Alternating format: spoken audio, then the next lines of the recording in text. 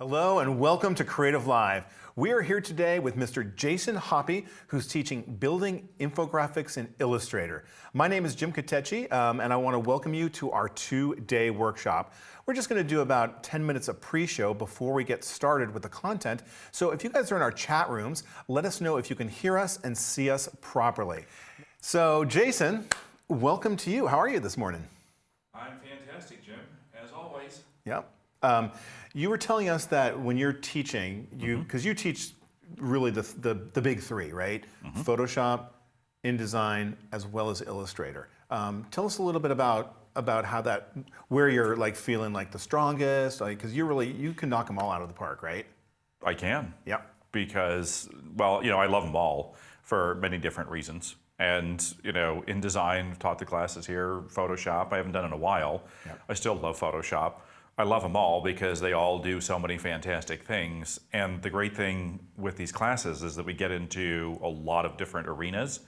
And we can teach Illustrator, but why not teach Illustrator with infographics? It's like teaching InDesign. We can do so many things with InDesign, so many things with Photoshop that you get into these niche things and you can fill 2 or 3 days. Yeah. It's all fun. It's all great. Can you tell the hammer story? Because I thought that was really good. The one yeah.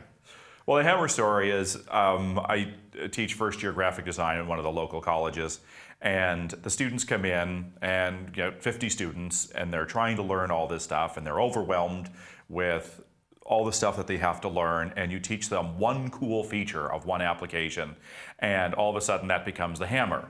And everything looks like a nail, because once you learn how to do something, you grab that hammer and you want to solve everything with that hammer. So that becomes your solution, no matter what it is. It's like, I want to lay out a book. Here's my hammer. I want to create a photo. Oh, here's my hammer. Everything happens. Right. So that's my hammer theory. Once you learn how to use the hammer, everything looks like a nail. Nice. So I was doing some web surfing last night and looking at infographics, because I'm a graphic designer, and it's one thing that a lot of people have always asked me to do, and they can be kind of complicated.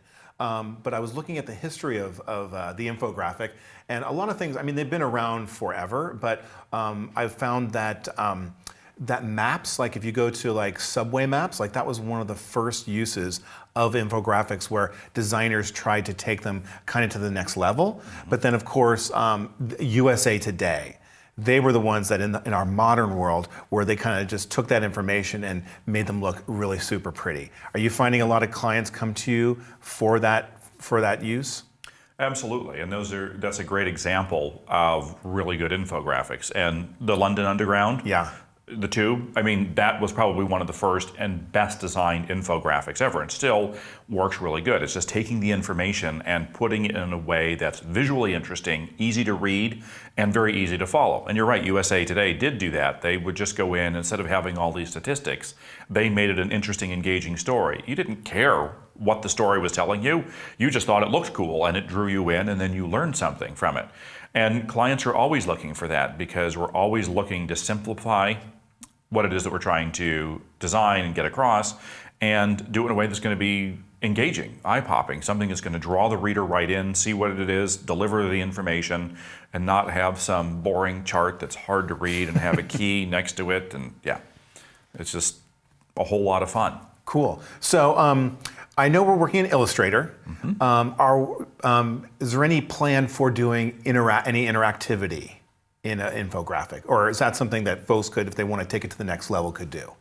We don't really have interactivity in Illustrator. Yeah. We can do it in Photoshop, we can do it in InDesign. With Illustrator, we're basically going to be learning just basic building techniques. Perfect. Yeah. Awesome. Have you ever done any interactive infographics? I have. Nice. I've done a lot of interactive work, especially through with InDesign. Yep. And I've had a couple great clients, did a couple fantastic projects with Nike with a whole bunch of interactive elements. Very cool.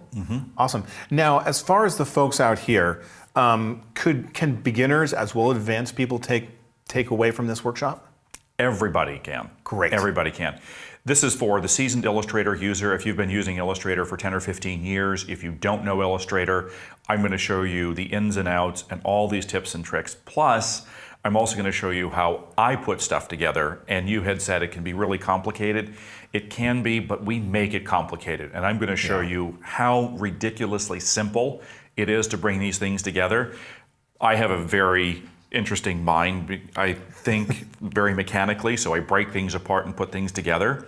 So I'm going to try to share with you my process on how I do that, because everything that we do in here is going to be so ridiculously simple.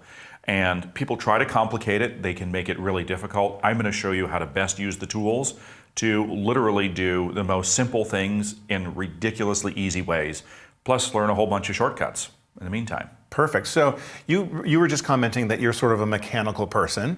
Why, yes. Which you are. And if you guys were with us, I think it was about a month ago, we did a pre-show with Jason because he is a car aficionado. How many now, Jason? How many cars do you have?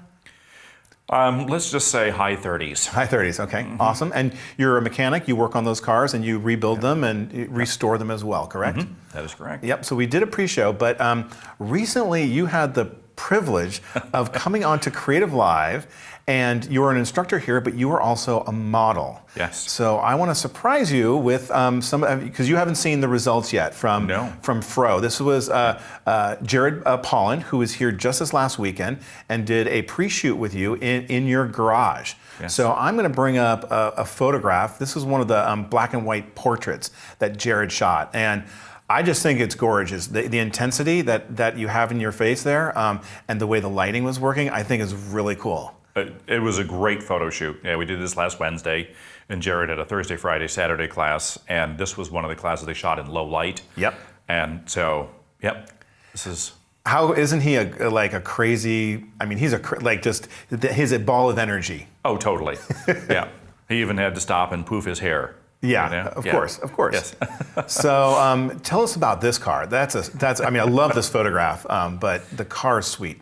So this is my 59 Edsel that I bought on Halloween like 12, 13 years ago.